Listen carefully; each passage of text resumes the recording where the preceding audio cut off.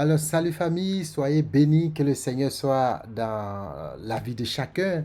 Alors, et que la paix de Dieu soit notre partage. Et comme tous les vendredis, on se retrouve pour parler de la parole du Seigneur. À chaque fois que j'ai l'occasion de me retrouver avec vous, c'est avec un réel plaisir. Parce que je sais que plusieurs d'entre nous avons besoin d'entendre la parole de Dieu et surtout de vivre une vie chrétienne épanouie dans notre société. Eh bien, aujourd'hui, je vous propose de voir ensemble un sujet qui, je lisais la Bible et puis ça m'a pincé un peu dans mon cœur. Et puis, parce que ce que je lisais et la suite que je m'imaginais, ça n'a pas été ça. Alors, vous savez, des fois, quand on est au travail, je prends l'environnement professionnel, quand on fait un travail, on arrive souvent à un stade où on attend de notre environnement, du boss, du pasteur, je veux dire, des gens qui sont autour de nous, de l'appréciation, n'est-ce pas?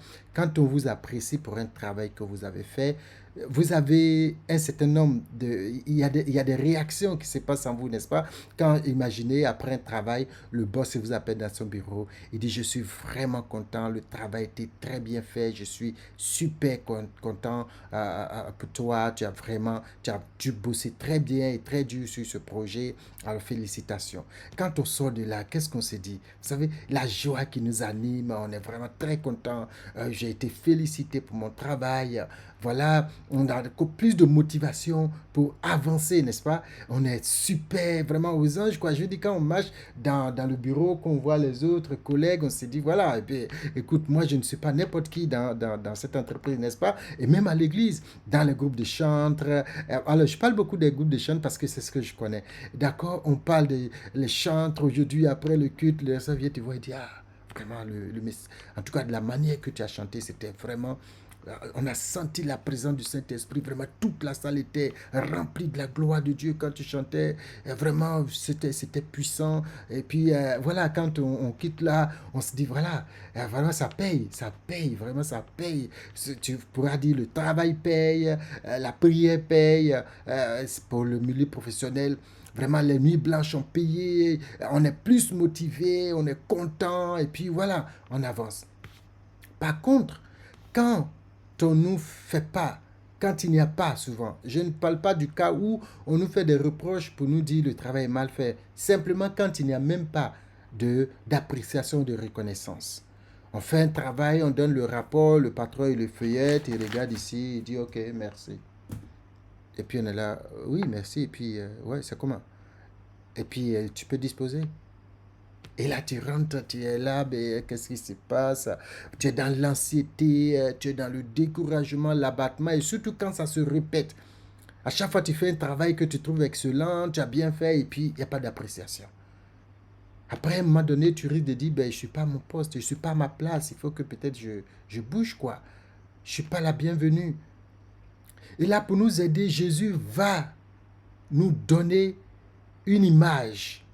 Une image, comme je le disais au début, quand je le lisais, en fait, je lisais cette histoire, j'étais content parce que je vais lire pour vous. D'accord, ça se trouve dans Luc, le chapitre 17, le verset 7. Jésus dit, qui de vous, ayant un serviteur qui laboure ou paie les troupeaux, lui dira quand il reviendra des champs, approche vite et mets-toi à table. Ne lui dira-t-il pas au contraire, prépare-moi un souper. Ok, prépare-moi une soupe, voilà. Non, il dit prépare-moi à souper. Ceins-toi et sers-moi jusqu'à ce que j'aie mangé et bu. Après cela, toi, tu mangeras et boiras. Doit-il de la reconnaissance à ce serviteur parce qu'il a fait ce qui lui était ordonné? Vous de même, quand vous avez fait ce qui vous a été ordonné, dites, nous sommes des serviteurs inutiles, nous avons fait ce que nous devions faire. Un passage, quand je le lisais franchement, comme je l'ai dit, je disais, voilà, au début, c'est comme je ne comprenais pas. Tu reviens des champs, tu es fatigué en tant que serviteur, le boss t'invite à venir manger, c'est super. Tu vois, c'est la reconnaissance qu'on attend. Jésus dit non. Le patron il va dire, écoute, dépose tes affaires et va vite me faire à manger. quand je vais manger, que je serai rassasié, tu vas avoir pour toi à ton tour à manger, alors que tu es fatigué. Vous savez, il arrive des fois où on est dans ce chemin où on est trop dans l'expectative de la reconnaissance, de la redevabilité envers nous. C'est-à-dire qu'on veut que les gens nous expriment de la reconnaissance pour ce que nous avons fait. Et surtout, par rapport, même dans le cas de ce que nous devions faire, ce qui est notre devoir. On attend que les gens nous disent oh, tu as bien fait, félicitations, vraiment, tu as bien fait ton boulot. Jésus dit non. Si vous focalisez sur cet aspect, c'est vrai, tout homme a besoin d'être apprécié, mais si votre focus est porté sur la reconnaissance des hommes, si votre focus est porté sur ce que les gens pensent de vous, et non sur la qualité du travail que vous rendez, eh bien, vous allez vous détruire. Vous allez vous détruire. Et donc Jésus dit, attention, attention, il y a deux choses, il y a deux sources possibles de joie, de paix que vous pouvez obtenir. De la qualité du travail que vous faites ou de l'appréciation que les gens font de votre travail.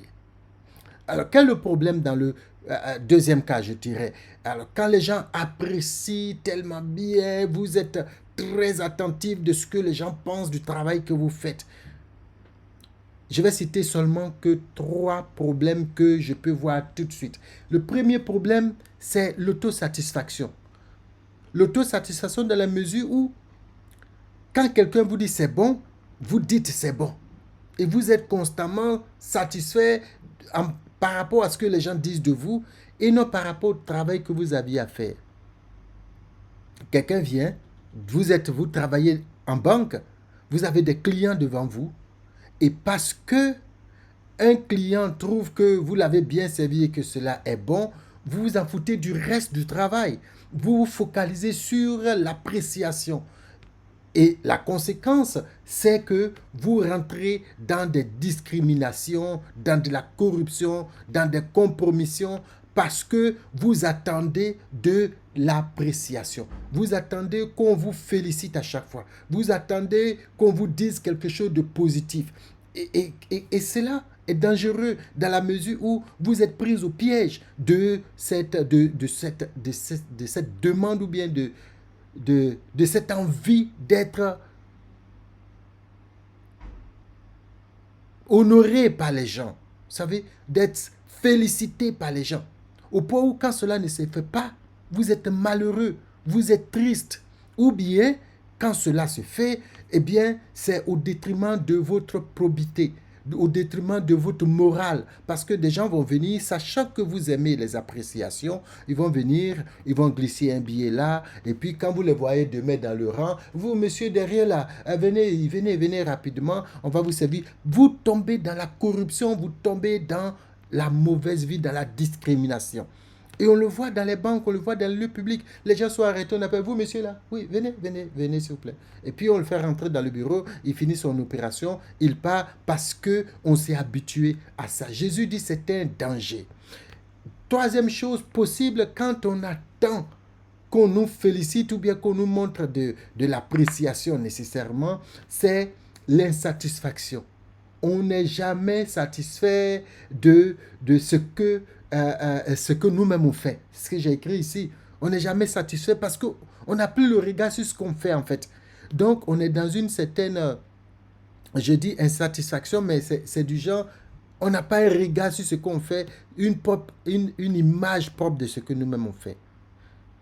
De l'autre côté, donc voici les 3 éléments. C'était danger parce que si on se focalise sur ce que les gens pensent de nous, on risque de dérailler par rapport à nos missions, à notre travail. Et un jour, le boss vient, il voit que vous ne faites pas le travail comme il faut, il voit que vous ne respectez pas la clientèle, le client, il voit que vous n'avez pas d'égard pour les gens qu'il vous a confiés et vous avez des yeux que pour une catégorie de personnes. Et si lui, c'est quelqu'un qui est dans une certaine probité, eh bien, il risque de vous mettre à la touche. Quand vous êtes focalisé sur votre travail, comme Jésus le dit, le gars il vient, il est fatigué du travail, mais le patron lui dit fais ce que tu as à faire. Il ne se plaint pas, il va le faire. C'est ça la chose, il va le faire. La première chose, c'est l'indépendance et la paix. la paix, l'indépendance. Alors, quand les gens sont là, que je fais mon travail, je suis focalisé sur mon travail, je suis indépendant. Ma joie, ma paix, ma liberté, ma motivation ne provient pas de l'appréciation des gens. Non, je fais mon travail parce que c'est mon travail. Je ne le fais pas pour plaire à quelqu'un. Donc, je n'attends pas de la reconnaissance pour être le moteur, pour être l'énergie de ma motivation. Je n'attends pas cela. Je trouve ma motivation dans l'accomplissement de mon travail. Et je pense que c'est important que nous ayons cela.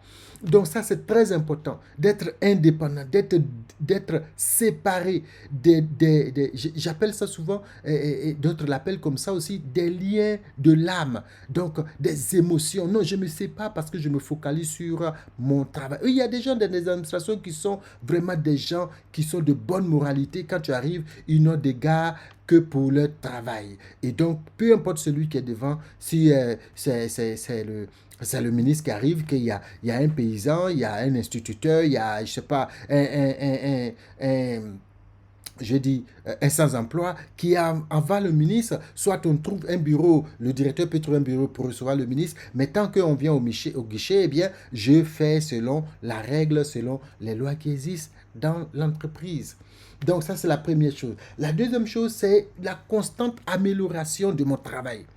Puisque je suis focalisé sur mon travail, je peux identifier les éléments, les environnements, les facteurs que je peux donc améliorer pour rendre mon travail plus facile, mais bien fait. Je ne me focalise pas sur les hommes. Je n'attends pas leur appréciation. De sorte à ce que quand j'ai fait le travail, c'est eux-mêmes qui diront, ce monsieur, il fait bien son travail. Tout le monde le dira. Non pas les quelques personnes que j'ai pris sur le volet parce qu'ils me donnaient des miettes. Non. Donc, je suis dans une constante amélioration. Troisième chose, c'est que cela m'évite, comme on l'a dit, la discrimination, la corruption. Je reste dans l'équité. Je reste dans l'équité. Et ça, c'est très important dans l'environnement professionnel. Même à l'église, un peu partout où nous sommes, c'est très important de demeurer dans l'équité et d'être juste parce qu'on est focalisé sur notre travail. Des personnes vont vous trouver méchantes. Vous savez, quand vous faites bien votre travail, il y aura toujours des gens qui vont dire ce gars-là, il est méchant. Quand tu arrives, quand tu es pressé, il ne peut pas t'aider, tout ça, tout ça. Ben, quand on est pressé, on prévoit. D'accord, on s'arrange parce que je dois être au bureau à 10 heures et qu'il me faut récupérer de l'argent à la banque à l'ouverture à 9 heures. C'est à moi de me réveiller à 5 heures, d'être le premier dans le rang. Donc, il faut qu'il y ait des personnes qui ont une bonne moralité. Et nous, les chrétiens, nous devons être le moteur de cette moralité-là. Nous devons être l'épicentre de cette moralité. Quand un chrétien se trouve dans un bureau, il faut qu'on sache à travers la qualité de son travail que ça, c'est un enfant de Dieu qui est là. Et donc, la Bible, je ne sais pas comme nous avons déjà fait, mais la Bible dit dans Colossiens 3, 23, il dit, je vais lire, il dit, j'ai bien écrit ici, tout ce que vous faites, faites-le de bon cœur comme pour le Seigneur et non pour des hommes. Colossiens 3, 23. Tout ce que vous faites, faites-le de bon cœur. Ça veut dire qu'il faut que votre cœur soit porté sur le travail, l'amélioration du travail, l'amélioration des conditions de travail et d'expérience de la clientèle. Donc vous devez travailler à cela. Faites-le ainsi. Et en le faisant, que dans votre mindset, vous vous dites, je le fais pour plaire, non pas à un homme, mais à Dieu, au Seigneur, à celui qui m'a sauvé, à celui qui m'a donné la force, à celui qui me donne la vie, à celui qui me donne la paix, à celui qui m'a racheté. Donc je le fais non pas servant un homme, mais servant Dieu. Quand vous mettez le travail, donc, dans votre relation avec Dieu, ainsi, vous travaillez bien et vous avez des résultats excellents. Que le Seigneur nous bénisse abondamment. Travaillons, travaillons, comme Jésus dit, nous sommes des serviteurs inutiles. Il a dit quoi? C'est inutile. On est inutile. Ça veut dire on n'est pas utile. On n'est pas indispensable. Il faut te mettre ça dans la tête. Tu n'es pas indispensable. Alors fais le travail pour lequel tu as été payé, pour lequel tu as été recruté, pour lequel tu as été engagé. Fais-le avec abnégation, fais-le avec sérieux, fais-le pour que le nom du Seigneur soit béni. Toi qui es chrétien qui me suis. Et toi qui n'es pas encore chrétien, Jésus t'aime. Jésus est venu mourir à la croix pour toi. Il veut te sauver. Tu peux lui donner ta vie aujourd'hui si tu l'appelles, si tu l'invites dans ton cœur. Moi, je l'ai reçu et je crois que je marche et je vis selon sa parole. Alors Dieu aussi veut changer ta vie. Il veut t'amener donc à l'excellence dans tout ce que tu fais. Il y a des gens qui ne sont pas chrétiens, qui sont dans l'excellence, mais l'excellence seule ne suffit pas sans le salut. Il faut l'excellence et le salut pour que ta vie soit encore meilleure. Donc que le Seigneur te bénisse abondamment. Je vais nous laisser, on va se laisser, d'accord? Et puis je vous souhaite une agréable fin de semaine, que le Seigneur vous bénisse abondamment et que sa paix, sa grâce soit sur nous et que à partir de la semaine prochaine, quand on va reprendre le travail, qu'on soit une nouvelle personne, de nouvelles personnes, d'accord, que les gens voient que il y a un changement, que les personnes voient qu'on n'est plus ces gens qui se mélangent aux autres et qui vivent dans la corruption. Ça, c'est mon client parce qu'il donne des miettes. Ça, c'est mon gars parce qu'il donne. Dès qu'on le voit de loin, la voiture est garée là-bas, on commence à tout préparer parce qu'il arrive. Il faut qu'on sorte de là pour que notre société, notre administration, nos entreprises aient une bonne image parce que c'est ce que le Seigneur veut et c'est ce qu'il nous dit et c'est ce qu'il nous apprend dans ce chapitre 17 de Luc à partir du verset 7. Soyez bénis. On se dit à très bientôt. Ciao.